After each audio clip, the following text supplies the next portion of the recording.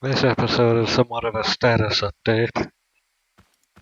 So, earlier, I began with trying to make the first addressed memory, and I used these registers in parallel with these splitters and joiners.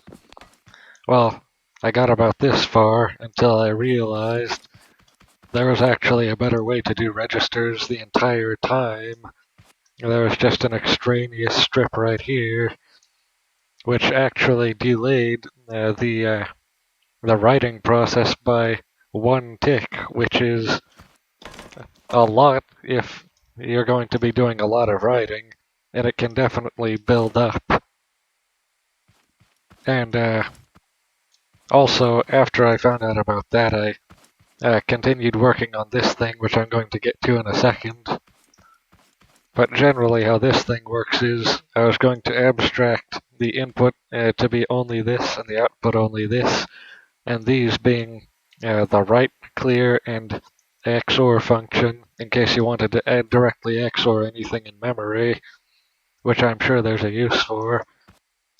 And then this here and this here were going to be the sort of the address coming from the control system, and this is the thing that controls these outputs here and routes them here, and this does the opposite for the inputs.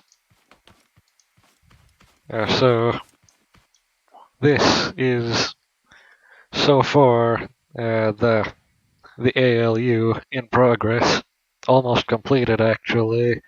There's only a few more things I need to do, such as doing all of this wiring here.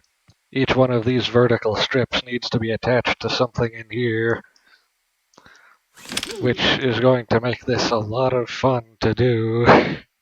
And this is the sort of opcode input here. It's actually duplicated twice because in order to abstract this, I would need to put a one-tick delay on it, which is basically extraneous. And this is the clock input here. So far, the instruction set is addition, subtraction, and, or, XOR, NOR, shift left and shift right. And then over here is the carry. And so,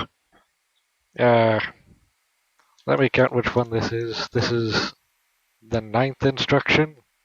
So, if the control system sends 9 into there and then clocks it, it sets this RS latch here, which will hold a state which will be fed into here, which is the carry in, until another instruction is inputted, and it will cancel whether or not it gets an instruction for something that even uses the carry. So far, the carriers or the carry users are add and subtract, shift left and shift right. And also at the end here is the clear instruction, which clears the accumulator. Thinking about what else there is here. So this bulk here is the logic unit. This part here is the shifter, the barrel shifter, and this is the arithmetic unit. Oh yeah, and here are the flags. These detect if negative, if zero, and if carry, if zero, and if negative. And so you can use this for conditional branching pretty easily. And as soon as I get everything wired together and finalized, this should be a fully functioning ALU. And then all it needs after that is a control system which will be able to operate it. And that would be a full completed processor, minus the registers, of course.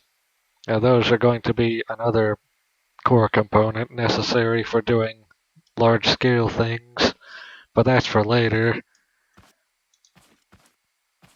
Oh, and as you can see, the tape reel here, that's 33 deep, counting the accumulator now, is going to be the direct memory of the ALU, sort of like a stack, but different.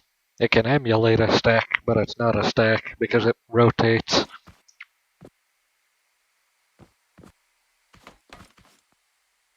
I think that's everything to show for right now.